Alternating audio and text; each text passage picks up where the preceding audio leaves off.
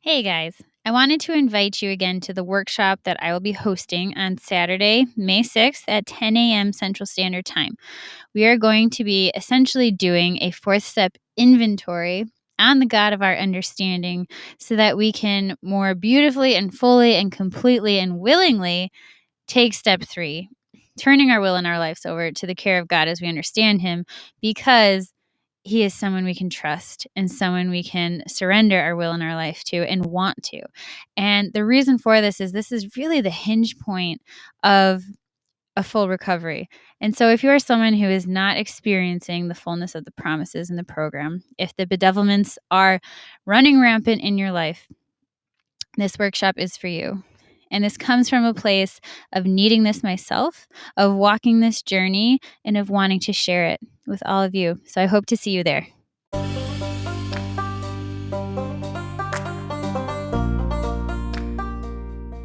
Hey guys, my name is Nora Franch, and welcome to the podcast Grateful Blessed Mess, daily reflections for those in the 12 steps. I am a fellow 12-stepper and certified mindset coach, and I am here to introduce you to the value of mindset coaching in your 12-step journey. So if you feel like you are stuck in the steps, if you're slipping and sliding with your abstinence, mindset coaching may help you as it did me, and you can find me at CatholicMindsetCoaching.com.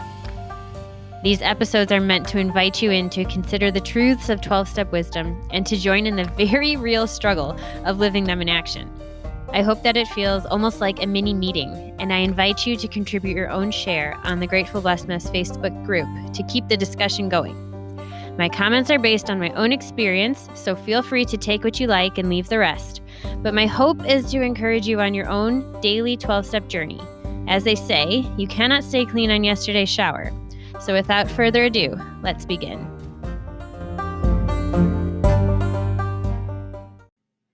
Okay, we are reading from A Day at a Time, the little brown book that I love so much.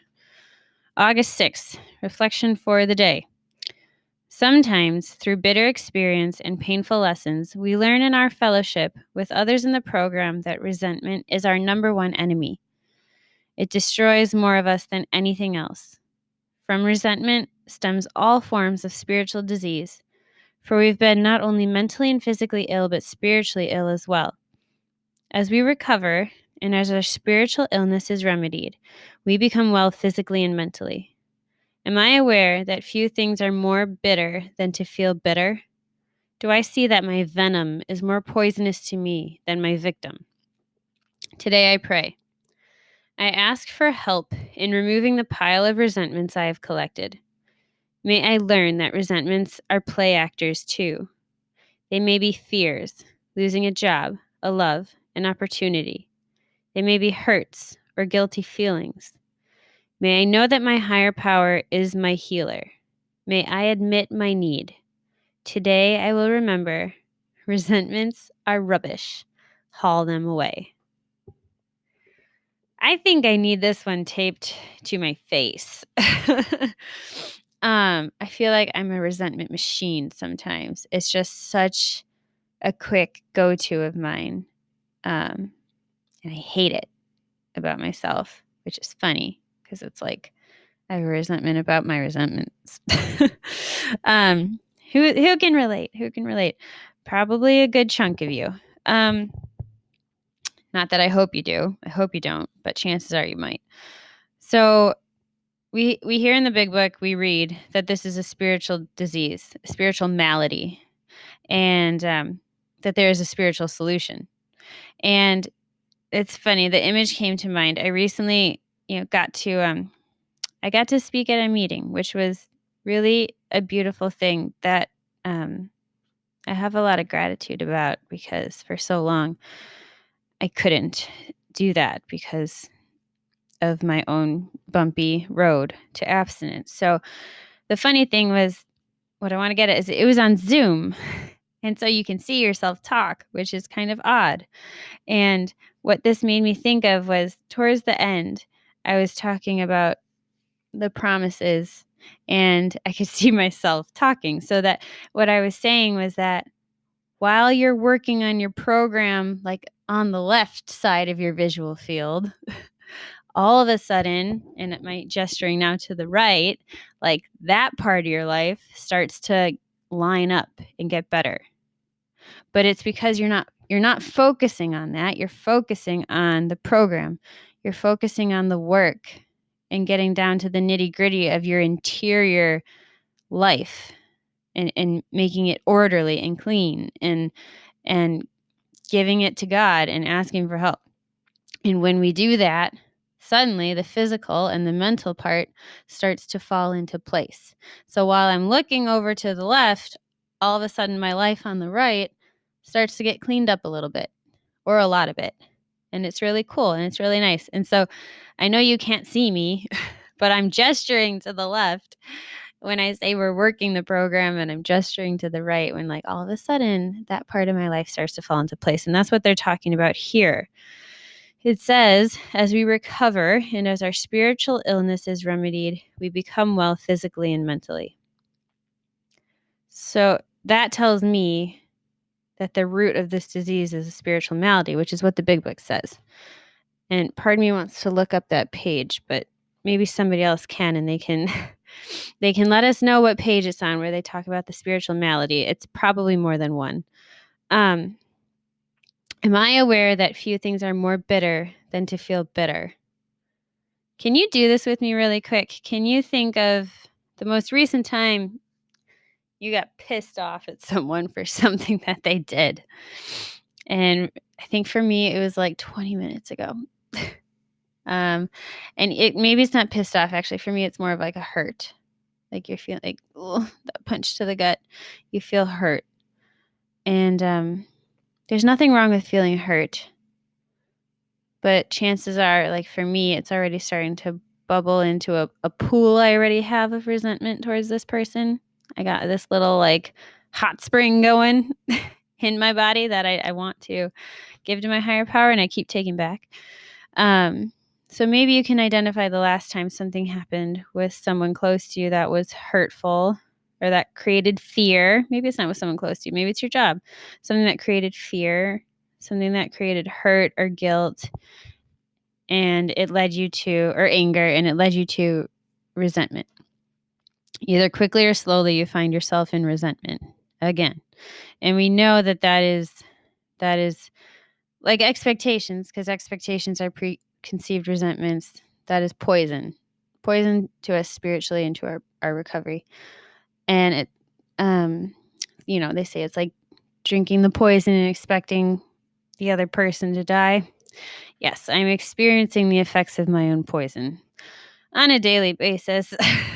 And anyway, back to the exercise. So let's go to resentment. I want you to close your eyes. Unless you're driving, then do this later. I want you to close your eyes, and I want you to go through this little exercise with me of resentment. Where do you feel it in your body? I can tell you right now, it's kind of like all over my whole center.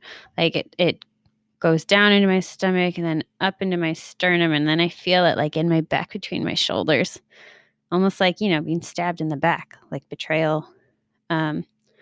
It's this moving thing for me.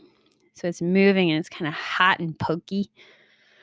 So for you, like, where do you feel it in your body?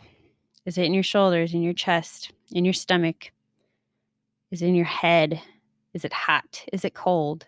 Is it moving? Is it still?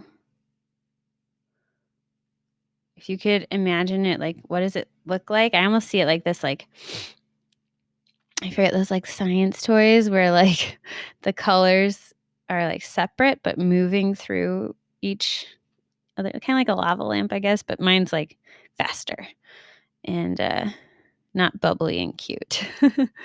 Anyway, so like, what does it look like? What color is it?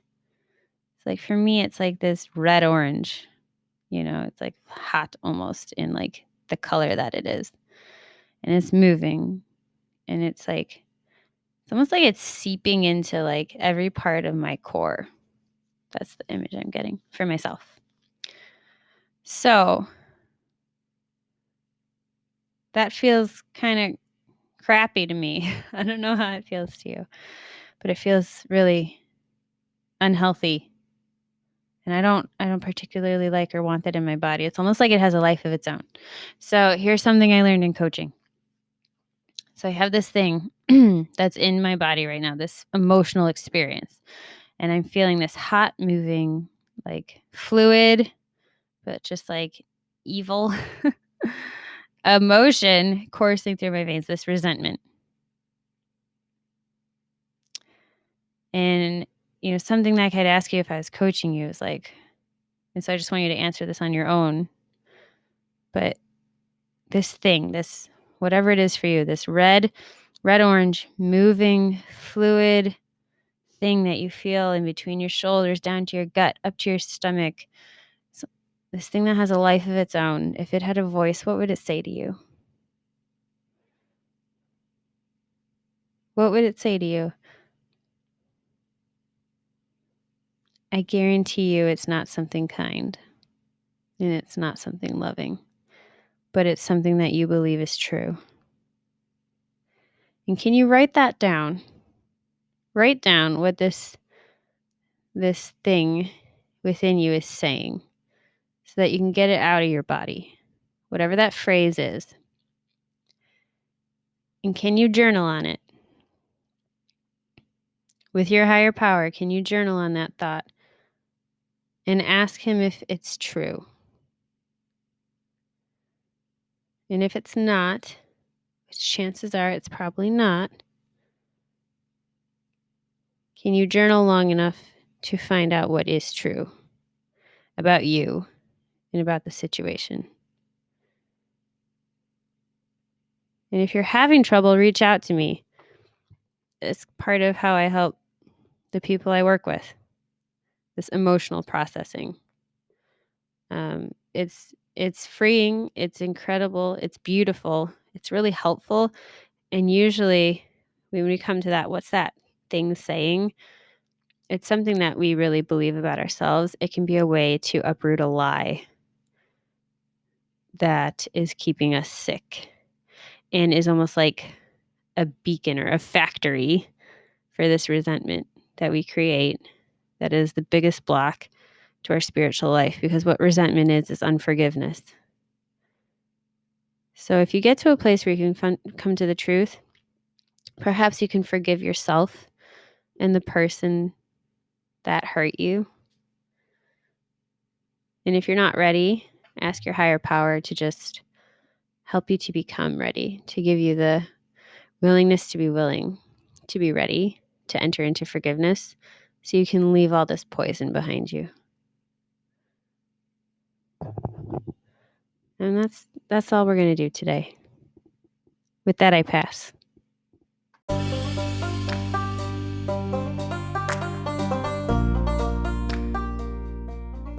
Thank you so much for listening to today's episode.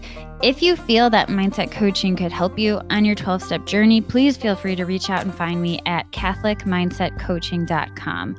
But more than that, it's important to me to give listeners like yourself a place where you do not need to feel alone on your 12-step journey. And for that reason, I've created a Facebook group.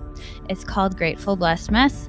And it's a place where listeners can go to add their own commentary on the share for the day, in addition to my own, and for us just to have a conversation or start a back and forth where people can find support in their 12-step journey.